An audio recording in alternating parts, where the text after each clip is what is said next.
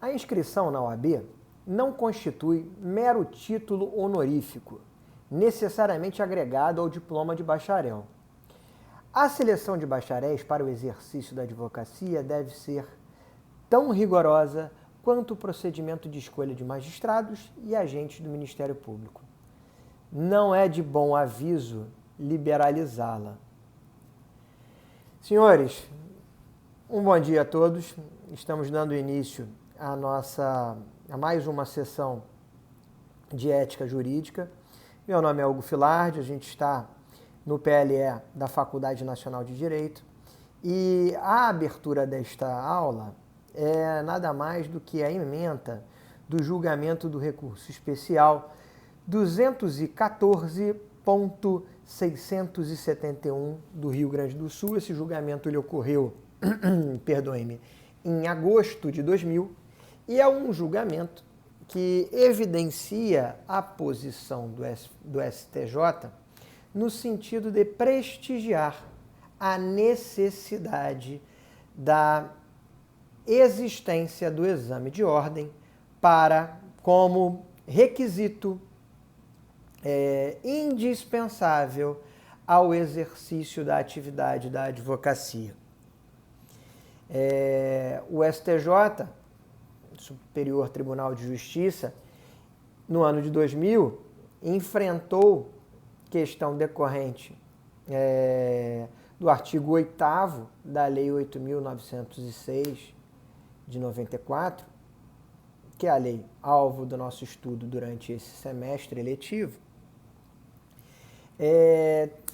no sentido de, com uma pretensão que lhe fora dirigida, no sentido de tentar flexibilizar o exercício da advocacia sem que tenha havido a efetiva aprovação no exame de ordem. O STJ nada mais do que ratificou disposições literais de lei que estabelecem como um critério, como um requisito indispensável ao exercício da advocacia a aprovação no exame de ordem. E vejam que há 20 anos nós não tínhamos a profusão de cursos jurídicos que temos hoje. Vejam que há 20 anos nós não tínhamos a quantidade de faculdades de direito desprovidas de mestres e doutores no seu corpo docente. Nós não tínhamos a quantidade de faculdades de direito abertas através de uma espécie de balcão de negócios do MEC para simplesmente arrecadar mensalidades sem que haja uma efetiva contraprestação educacional. Nós estamos falando de uma decisão num contexto histórico diferente do contexto que nós temos hoje. E a discussão sobre o exame de ordem é uma discussão absolutamente atual. Sob o ponto de vista argumentativo, a rigidez da norma, a rigidez do artigo 8º da Lei 8.904, da Lei 8.906, perdoe-me, de 94, ela praticamente espanca qualquer tipo de argumentação em sentido oposto. E, sob o ponto de vista filosófico, nós estamos diante de uma norma que prestigia a autorregulamentação de uma classe indispensável ao exercício da cidadania dentro de um Estado democrático de direito e que tem o condão, tem a conotação não só de tutelar os interesses classistas dos advogados. A intenção da norma é proteger o cidadão. A intenção, a ratio da norma e a ratio da interpretação da norma dada pelo STJ no ano de 2000 é justamente da proteção do jurisdicionado, para que o jurisdicionado, que não tenha a necessidade de conhecer na integralidade de seus direitos, de protegê-lo com relação a profissionais que não tenham qualquer tipo de condição de patrocinar os seus interesses ou de orientá-los sob a ótica jurídica. Nada mais é do que uma compatibilização entre o princípio da liberdade do exercício profissional, consagrado no artigo 5º, inciso 13 da Constituição da República Federativa do Brasil, com o artigo 22, inciso 16 da mesma Carta Magna. A Constituição da República Federativa do Brasil, ao passo que prestigia o princípio da liberdade do exercício profissional, ela estabelece uma competência privativa à União para legislar sobre a condição de exercício dessas profissões. Nós já vimos que a advocacia é uma profissão, ou melhor, é um sacerdócio de elevado grau de importância que conta com uma previsão expressa no próprio texto constitucional. Remeto aos senhores ao artigo 133. E a Lei Federal 8.906 de 94 determina expressamente que o exame de ordem, atrelados a outros requisitos necessários ao exercício da profissão, requisitos estes somados, viabilizam a atividade profissional de advocacia em território nacional. Então já vimos que o primeiro requisito ao exercício da advocacia é a aprovação no exame de ordem. Vejamos outros requisitos que, combinados, gerarão, potencializarão, autorizarão a atuação de profissionais como advogados em território nacional. Além da aprovação no exame de ordem, há necessidade que o profissional que tenha interesse em desenvolver a atividade da advocacia possua capacidade civil plena. Gostaria de chamar a atenção dos senhores para o Instituto de Direito Civil da Interdição. A interdição, declarada por processo judicial, ela gera automaticamente, sem que haja necessidade de previsão expressa, ela gera automaticamente a necessidade de conhecimento de ofício por parte da OAB. E o profissional que detinha capacidade civil, que possuía carteira da Ordem dos Advogados, possuía inscrição na OAB, por reunir todos os requisitos legais exigidos, tem a sua capacidade civil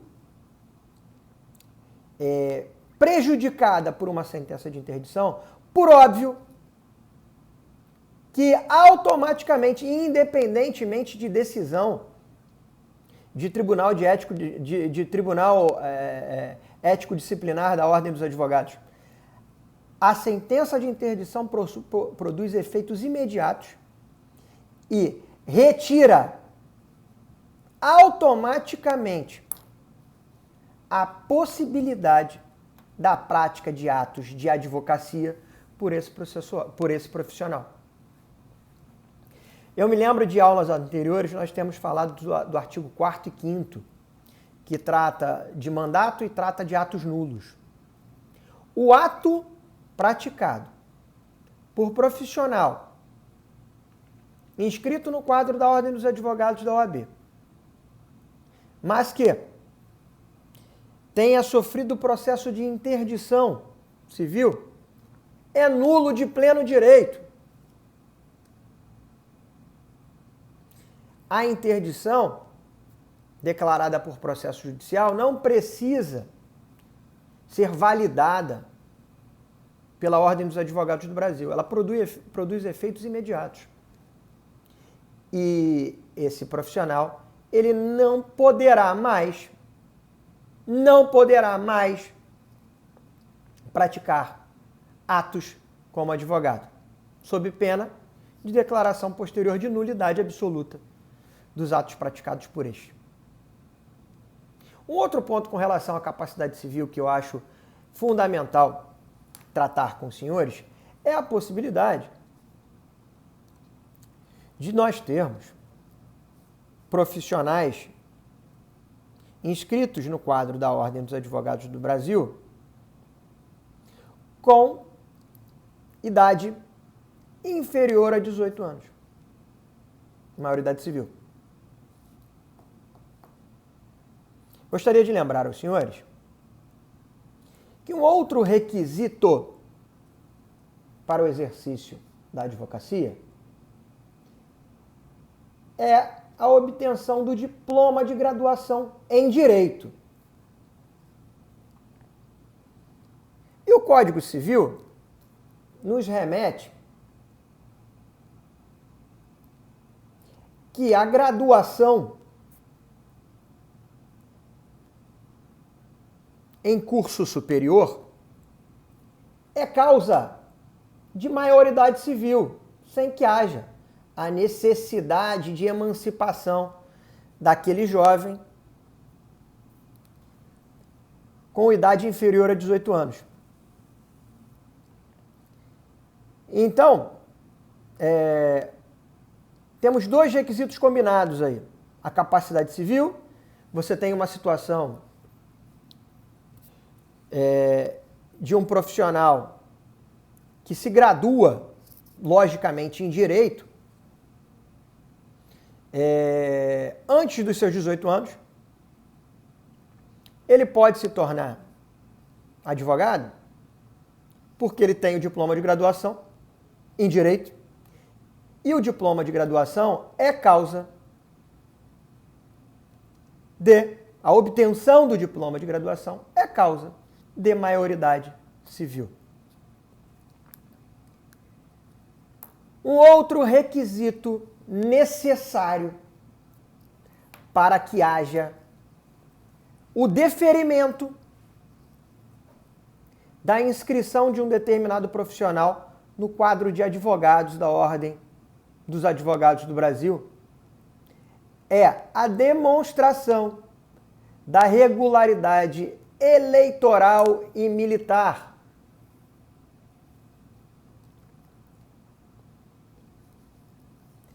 Há a necessidade, quando da formulação do requerimento de inscrição junto aos quadros da OAB, que o requerente demonstre estar regular junto à Justiça Eleitoral, estar com a sua obrigação enquanto cidadão em dia. Além disso, há a necessidade de demonstração de regularidade junto às Forças Armadas, através daquele documento enfadonho que todo jovem é compelido a obter junto à Marinha, à Aeronáutica ou o Exército, de serviço militar ou de dispensa do mesmo. Os que me conhecem sabem que valorizo de sobremaneira as Forças Armadas, a importância das Forças Armadas no nosso país, mas sou um crítico veemente à obrigatoriedade do serviço militar. Considero que a exigência legislativa de demonstração de regularidade militar é um ônus, é um óbice ilegítimo à obtenção da inscrição do requerente ao quadro de advogados da Ordem dos Advogados do Brasil. De toda sorte, como existe a imposição normativa e não há qualquer questionamento de constitucionalidade sobre a mesma, há sim a necessidade de demonstração não só de regularidade eleitoral, mas como de regularidade militar. Gostaria também de mencionar junto aos senhores que constitui requisito para a inscrição junto aos quadros da Ordem dos Advogados do Brasil como advogado, de uma declaração de incompatibilidade. O artigo 27 ao artigo 30 da Lei 8.906 de 94 trazem uma série de hipóteses de atos que seriam incompatíveis ao exercício da advocacia.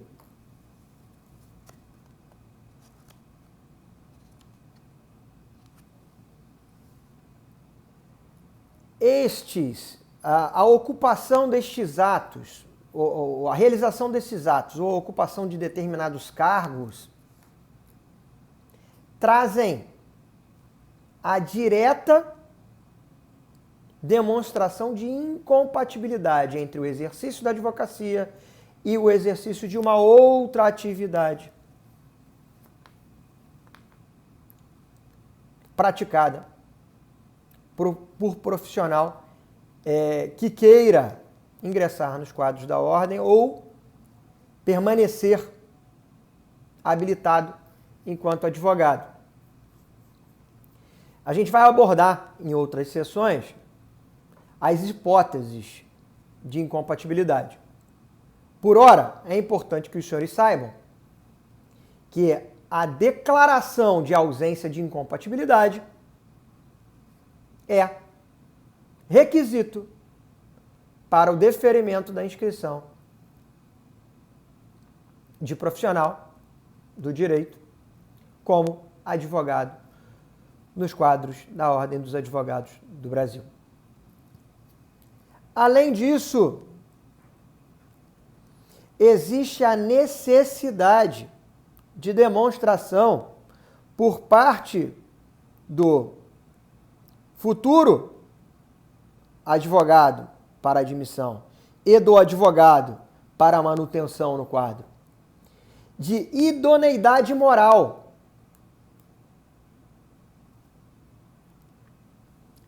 Entende-se idoneidade moral como o preenchimento de uma série de estándares valorativos, uma série de comportamentos aceitáveis, comportamentos exigidos pela comunidade profissional e pela sociedade civil como um todo, para que profissionais exerçam a advocacia. Chamo a atenção dos senhores para o artigo 35 da Lei 8.906 e a necessidade, neste ponto específico, por se tratar de um conceito fluido, de um conceito indeterminado, que haja a possibilidade e haja a abertura de processo administrativo, respeitando o devido processo legal, para que fique evidenciado que determinado profissional não possui idoneidade moral para exercício da advocacia. Então há a necessidade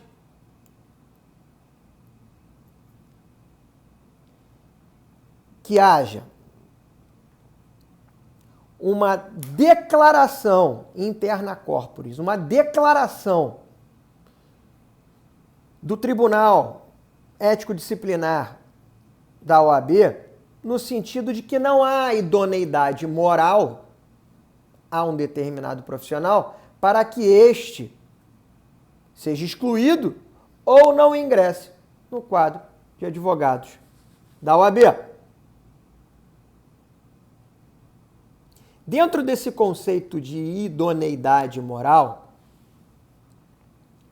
a Lei 8.906 de 1994 também determina que a prática de crime infame, e não há uma definição sobre o que seria crime infame, é causa para exclusão ou não deferimento do ingresso de advogado no quadro da Ordem dos Advogados do Brasil.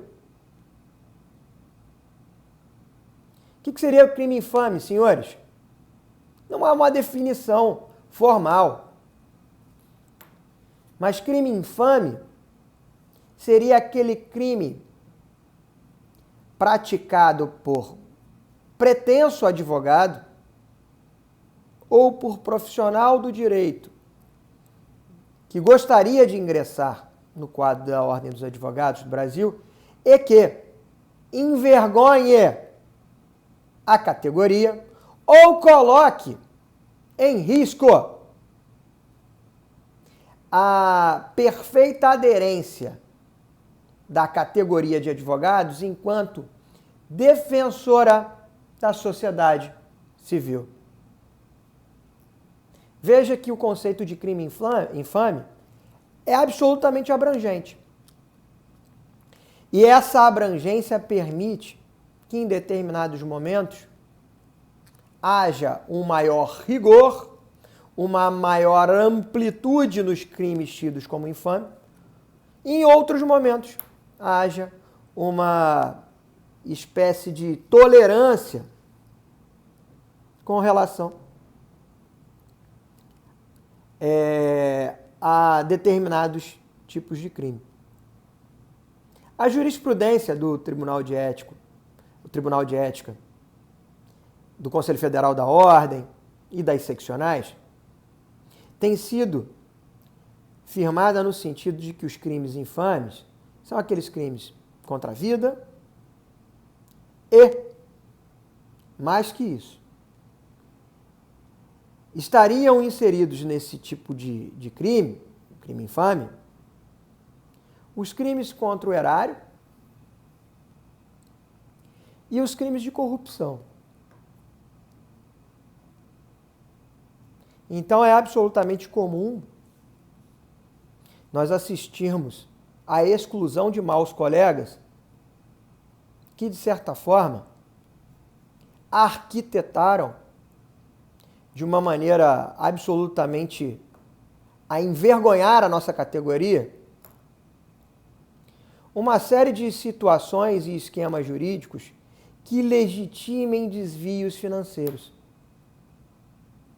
que legitimem esquemas de corrupção. esquemas que destroem o Estado Democrático de Direito. Além de todos esses requisitos, gostaria de destacar a vocês a necessidade de prestação de compromisso. A prestação de compromisso nada mais é do que materializada no ato de entrega da carteira da ordem. É o ato no qual, o ato formal e solene, no qual advogados assistem o ingresso na Ordem dos Advogados do Brasil de outros colegas. Este ato formal e solene, em que há um compromisso de respeito à legislação que regulamenta a atividade profissional dos advogados e respeito aos deveres impostos à categoria pelo Código de Ética, constitui requisito para a inscrição de profissionais enquanto advogado.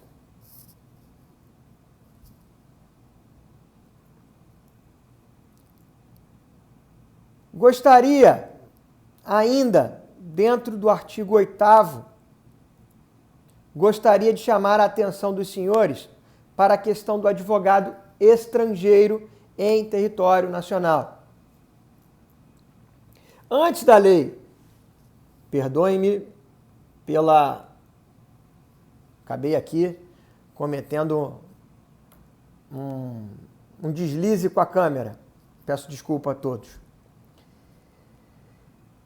Antes da lei 8.906, de 94, vigia o princípio da reciprocidade para a atuação de advogado estrangeiro em território nacional. Se o advogado inscrito na Ordem dos Advogados do Brasil, advogado brasileiro, tivesse a possibilidade de atuar em outro país, os advogados devidamente credenciados neste país poderiam exercer a advocacia em território brasileiro. Princípio da reciprocidade. Houve uma caminhada legislativa no sentido de afastar o princípio da reciprocidade e caminhar em direção ao princípio da reserva de mercado. Hoje, segundo o artigo 8º, parágrafo 2º da Lei 8.906 de 94, existe a necessidade de que o advogado estrangeiro consiga a sua habilitação junto à Ordem dos Advogados do Brasil, preenchendo todos os requisitos que são inerentes a advogados nacionais, advogados brasileiros, para que esse possa exercer a advocacia no território nacional. Para concluir a nossa aula, gostaria de destacar a vocês, queridos alunos, os requisitos para inscrição de estudantes de direito como estagiários da Ordem dos Advogados do Brasil. Esses requisitos estão todos detalhados no artigo 9º da Lei 8.906 de 94. Além disso, é importante para que concluamos essa sessão, trazer a vocês os conceitos de domicílio profissional. A Ordem dos Advogados do Brasil é organizada através de seccionais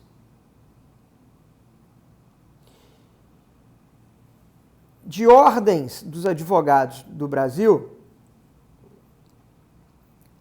fracionadas em cada estado da federação e no Distrito Federal.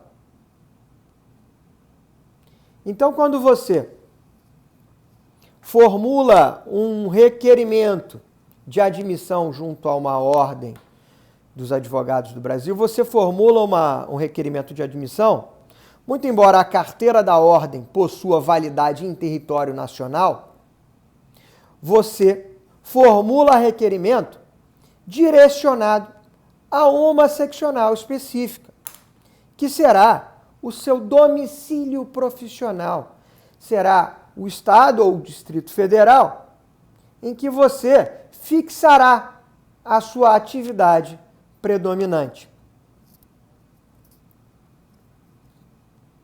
Lembro de ter dito aos senhores que a carteira da Ordem dos Advogados possui validade em território nacional. Contudo, toda vez que um profissional inscrito na Ordem dos Advogados do Brasil possuir, atuar em um número superior a 5 causas fora do seu domicílio profissional, há necessidade de que este profissional promova o que chamamos de inscrição suplementar. Então, apenas para exemplificar, eu sou advogado e possuo o meu domicílio profissional no estado do Rio de Janeiro. A minha carteira da Ordem dos Advogados do Brasil possui validade em território nacional. Eu sou advogado habilitado em qualquer local do Brasil, mas fora do âmbito do estado do Rio de Janeiro, eu possuo uma limitação de atuação atrelada a um número pequeno de assuntos, a um número pequeno de demandas.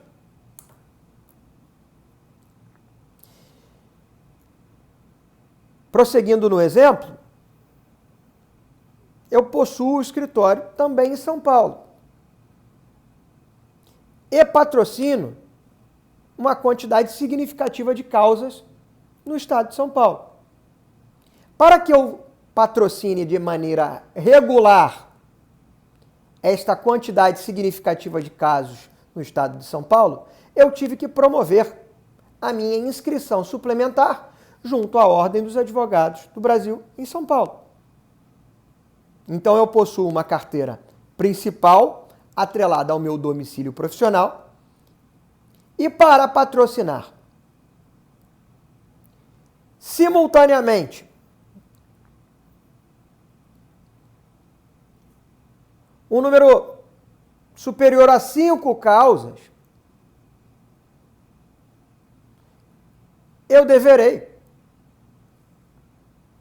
promover a minha inscrição suplementar naquela localidade em que eu estou atuando com a OAB do meu domicílio profissional. Para que eu tenha uma atuação regular em praças que não o meu domicílio profissional, eu necessariamente precisarei efetuar inscrição suplementar. A inscrição suplementar decorre da habitualidade no patrocínio de causas num quantitativo de causas significativo em domicílio profissional que não o seu de origem, o do seu estado de origem ou do Distrito Federal, caso o seu domicílio profissional seja no Distrito Federal. Bom, foi um prazer estar com vocês em mais uma aula. Nos vemos na próxima sessão. Só gostaria de fazer, mais uma vez, um lembrete de que a avaliação do nosso crédito consistirá na apresentação de um ensaio, de um artigo jurídico escrito sobre algum dos pontos descritos por mim durante o curso de ética. Gostaria que esses trabalhos fossem direcionados ao meu e-mail, filarde@siqueiracastro.com.br, até o dia 30 de outubro. Fiquem bem, queridos alunos.